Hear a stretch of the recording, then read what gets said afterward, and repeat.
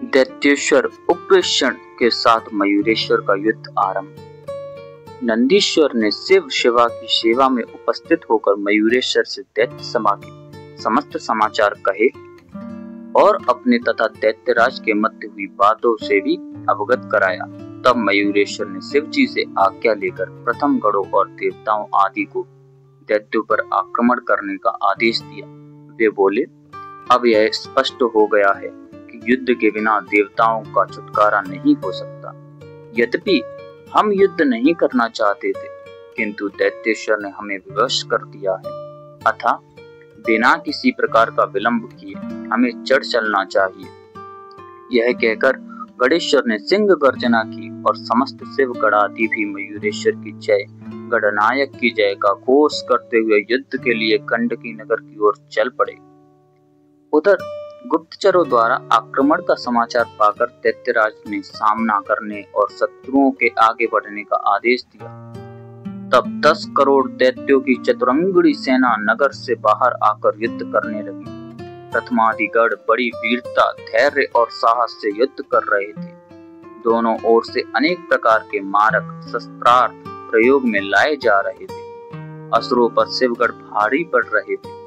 दैत्य सेना कटती जा रही थी और धरती पर शवों का अंबार लगता जा रहा था।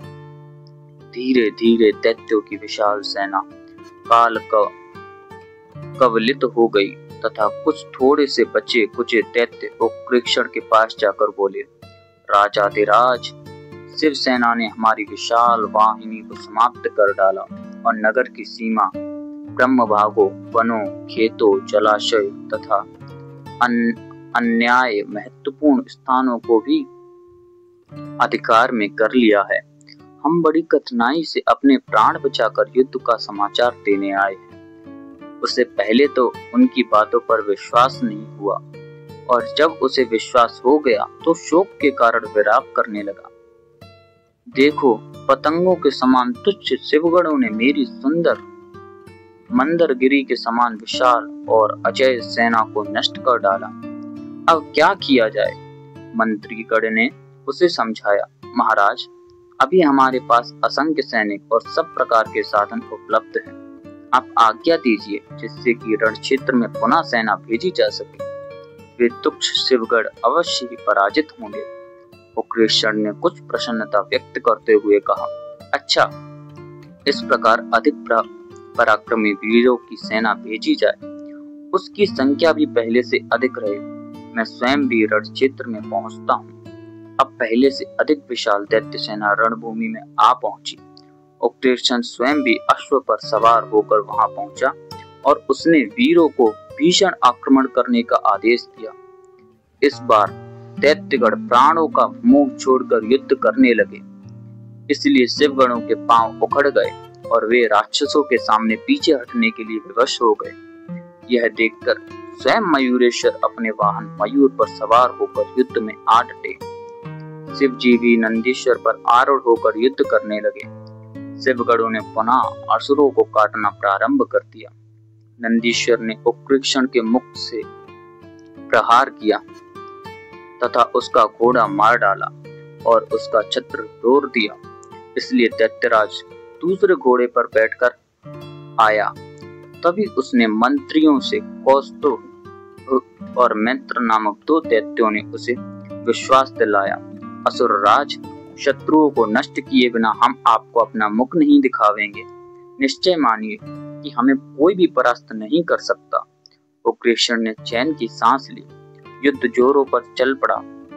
शिवगढ़ असुरों का पराक्रम सहन करने में असमर्थ रहे, इसलिए विजय श्री असुरों को ही गले पड़ी। मयूरेश की सेना बहुत दूर पीछे धकेल दी गई।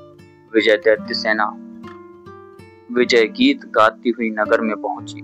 अब वीरभद्र, नंदीश्वर और मयूरेश परस्पर विचार करने लगे कि क्या किया जाए। निश्चय हुआ कि शत्रु को अधिक संभलने न देने के उद्देश्य से तुरंत ही घोर आक्रमण किया जाए। वही किया गया और दोनों की सेना युद्ध में डट गई। घोर युद्ध हुआ। एक बार षडानन गणराज मूर्छित हो गए, किंतु मैत्र और कौस्तुभ दोनों मारे गए और बहुत ही राक्षसी सेना का संहार हो गया। शेष सेना भाग खड़ी हुई। विजय शिवगढ़ मयूरेश्वर की जय कहते हुए विजयोल्लास मनाने लगे।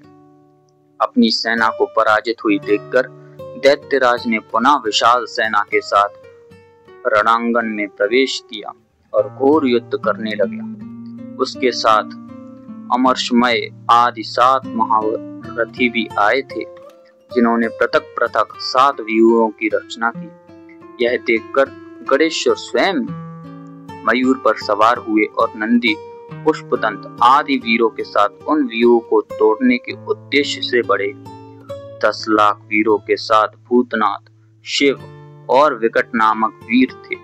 वीरभद्र और षडानन के साथ भी असंख्य सैनिक थे। अति गतिवान, साहसी और विजय की इच्छा वाली अत्यंत दुराधर्ष वीरों की सुरक्षित सेना 50 सहस्त्र थी। इस प्रकार मयूरेश्वर पक्ष में भी विशाल वाहिनी थी, जिसके साथ व्यूह इधर भी बनाए गए थे। इस दिन बड़ा विकट संग्राम हुआ। शिव पक्ष के वीरों ने अपने प्राणों की बाजी लगा दी, जिसके फलस्वरूप 7 दैत्य महारथी मारे गए। असुरों की ओर पराजय से संतप्त हुए उग्रसेन भागकर अपनी राजधानी में जा पहुंचा। ओम गणेशाय नमः।